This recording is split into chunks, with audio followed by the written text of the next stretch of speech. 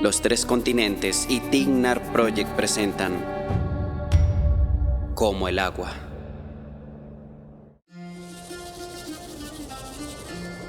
Hay algunos que creen que este mundo es un paraíso, pero la vida no es fácil. Quizás el hecho de vivir se trate justamente en el fondo de estar vivos. Al nacer, se nos da una misión: sobrevivir. Aparte de los extraños guácharos, todos en los tres continentes entendemos que la vida de cada quien es singular y cada uno busca un mejor beneficio para sí mismo. Quien diga lo contrario, antropomorfo o persona, es un mentiroso. Cuando reflexiono sobre estas cosas, siempre recuerdo al señor Lauria Gil Lurt, oriundo de Agualista. Lo conocí siendo joven. Ambos estábamos en la ruta del desierto en Puerto Tior, después de atravesar el mar. Fue durante una semana en la que era imposible emprender el camino hacia Tatayo, porque habían grandes tormentas de arena en el desierto que impedían el tránsito de cualquier viajero, incluidos los tatacuanos. Si ellos que saben recorrer el desierto dicen que hay que aguardar, es mejor escucharlos. El señor Lauria y yo, por asuntos de los dioses, estuvimos hospedados en el mismo lugar, guareciéndonos de la arena. Llegué del mar antes, y como ya había terminado mis misiones, en realidad no tenía afán de volver a Minas Yort. Había trabajado muy duro, y una temporada de descanso en la orilla del mar me era algo merecido. Cuando llegó el nuevo barco, unas 3 semanas después, me dije que ya había descansado lo suficiente.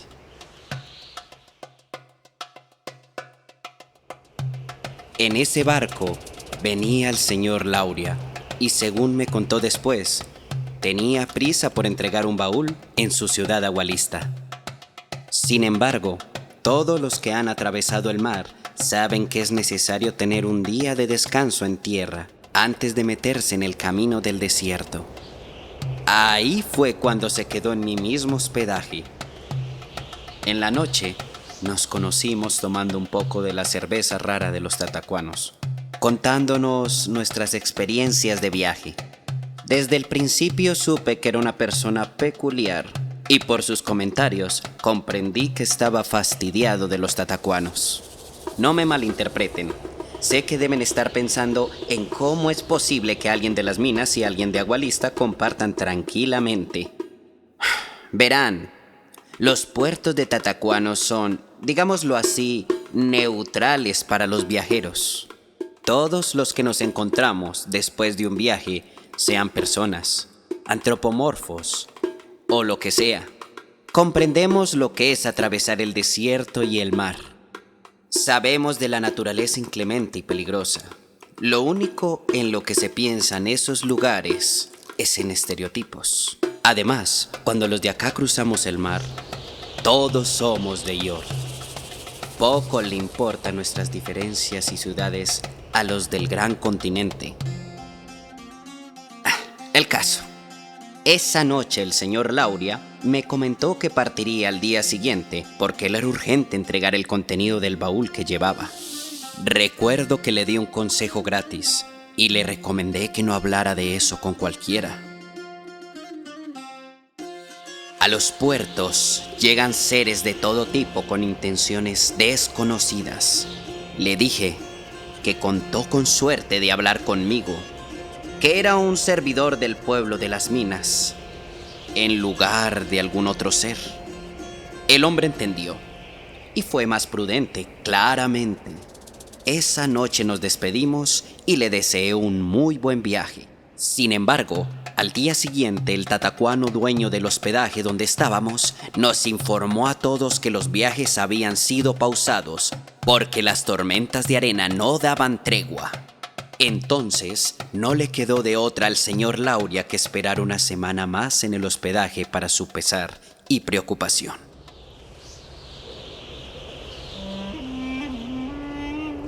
Durante esa semana, salir del hospedaje era imposible. Así que todos los huéspedes nos quedamos encerrados. con comida racionada y el agua contada. Los baños se restringieron y para hacer las necesidades usábamos botes y canecas que se arrojaban a la calle con dificultad y sin ver bien por la cantidad de arena. En síntesis, fue como estar otra vez en un barco, pero rodeados de arena y no de agua. Pasaron 2 o 3 días y la tormenta no se iba. Incluso los tatacuanos viejos, moviendo sus colas de un lado a otro, nos hacían saber que era un fenómeno extremadamente extraño. Así que durante esos días nos acercamos con el señor Lauria, desafiando las conductas sociales de nuestras ciudades. En todo ese tiempo me explicó por qué era reacio a los tatacuanos. Me dijo que los veía como seres necesarios para cumplir su objetivo comercial, pero que no le iba muy bien con ellos.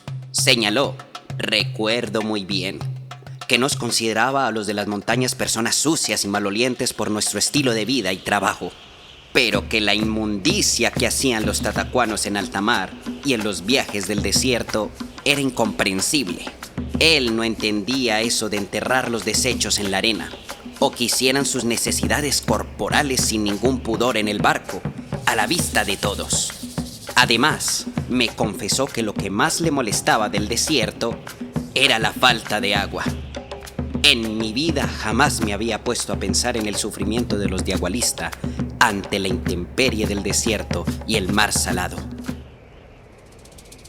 Me dejó pensativo varias veces cuando lo oía lamentarse de la poca agua que podía emplear, o cuando se quejaba de no poder bañarse.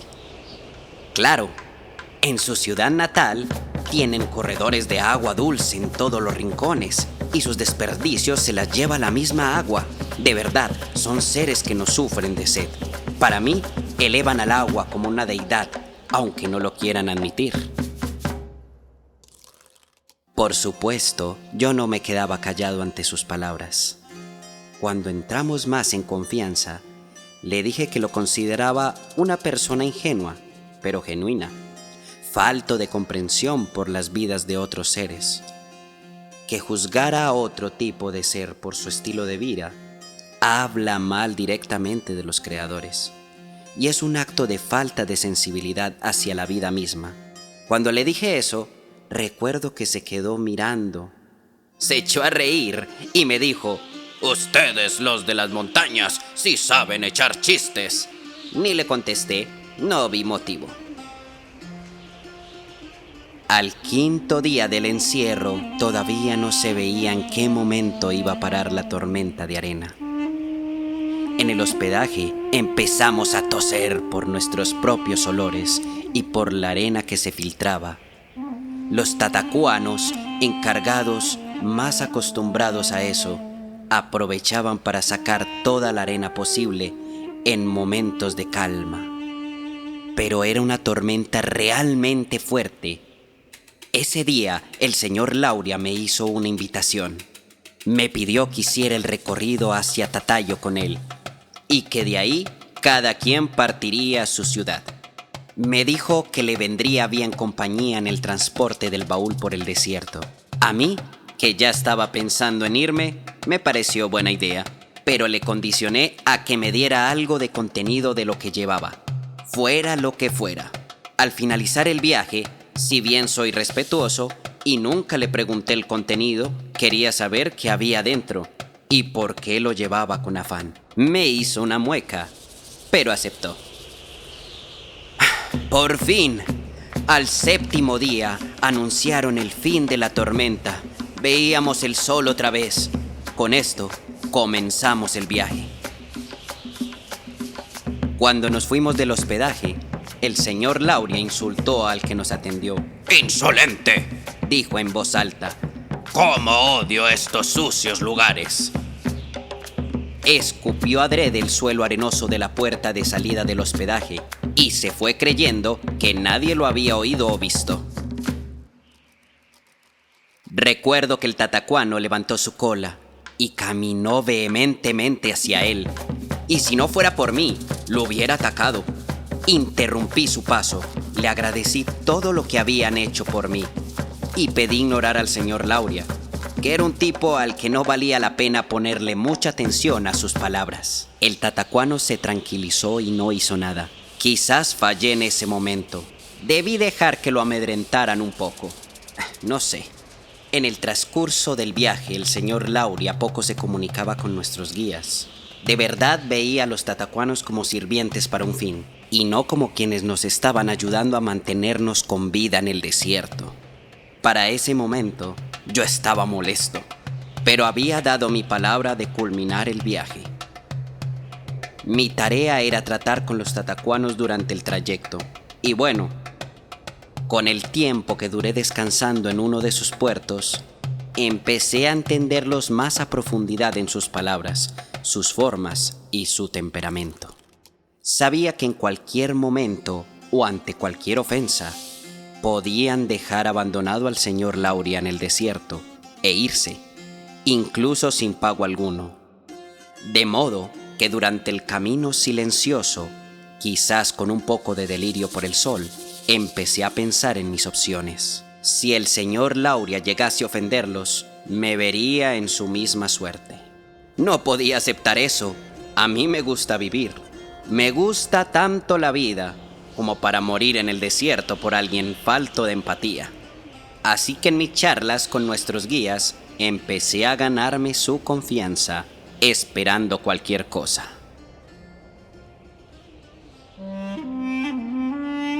Así al cuarto día de viaje ocurrió lo inevitable. Uno de los tatacuanos tuvo que hablar con el señor Lauria para decirle que debían parar por un día para recoger agua entre las plantas del desierto. El señor Lauria enfureció. Pateó unas bolsas de equipaje que estaban a su lado. Le dijo inservible, detestable al tatacuano. Le recriminó personalmente por no llevar buenos suministros. Hizo un gesto de pegarle un puñetazo, aunque se contuvo al ver que el tatacuano se erguía. El antropomorfo tenía su cola levantada, y yo creía que en cualquier momento iba a ser uno de los movimientos ágiles de estos seres para atacar. Pero en lugar de eso, se retiró de la vista del señor Lauria, con la cola levantada todo el tiempo y sin decir palabra. No sabía qué iba a ser el antropomorfo cuando le contara a sus compañeros de la ofensa recibida, por lo que me adelanté y lo alcancé, no para volver a interceder por el señor Lauria, sino por mi propia vida. Como pude, agitado entre el sol, le dije que podía haber una solución tranquila y mejor para todos, evidentemente sin saber qué estaba planeando el individuo. El tatacuano me escuchó. Le comenté del baúl y de la promesa que me había hecho el señor Lauria. Además, le di a entender que no éramos socios. Por su parte, me explicó que no pensaba atacar al señor Lauria, pero que ya no le importaba la vida de esa persona. Así que se iría de vuelta al puerto, sin importarle quedarse sin pago. Le dije que era entendible su posición, pero que una mejor idea era acompañarme a mí hasta Tatayo, y que el botín del baúl debía ser el pago por sus servicios y por la ofensa recibida. Afortunadamente el tatacuano me escuchó. Antes que nada, ellos son negociantes, así que en un plan improvisado me dijo que se debía abandonar al señor Lauria a su suerte y seguir. Para ello, usaríamos la noche y el sueño. Así, con el agua recargada, en la noche esperé a ver los movimientos de los tatacuanos. Vi la carpa del señor Lauria sin movimiento y supe que estábamos cerca de partir sin él, dejándolo a su suerte en el desierto. Sucedió. Así, lentamente, vi cómo se movían los tatacuanos en silencio y me les uní, dejando al señor Lauria atrás. En verdad, no me arrepiento de nada. He pensado mucho sobre el tema varios años. Su muerte fue casi segura. No hay forma que haya salido de ahí. Además, fue su boca la que lo llevó a la muerte y la mía la que me permitió seguir con vida. De verdad, la vida no es fácil. Yo entiendo que debo preocuparme por vivir mi vida. Los creadores nos dotaron de muerte al darnos la vida, pero es mejor no llamarla, porque no sabemos qué pase después. Por otra parte, creo que los tatacuanos quedaron contentos con el trato. Cuando llegamos a Tatayo, abrimos el baúl. Había recipientes para agua extremadamente bellos, de todo tipo de material, con sellos de pueblos y ciudades del gran continente. El señor Lauria no me lo había contado, pero al ver que comerciaba, logré entenderlo más a profundidad. Todo un personaje. Yo, según el acuerdo principal, solo agarré para mí una vasija con sello de los alpacos, otros seres de montaña que jamás pude conocer directamente. Después, partí a mi ciudad, a ponerme a la orden. Qué curiosa y difícil es la vida. De verdad.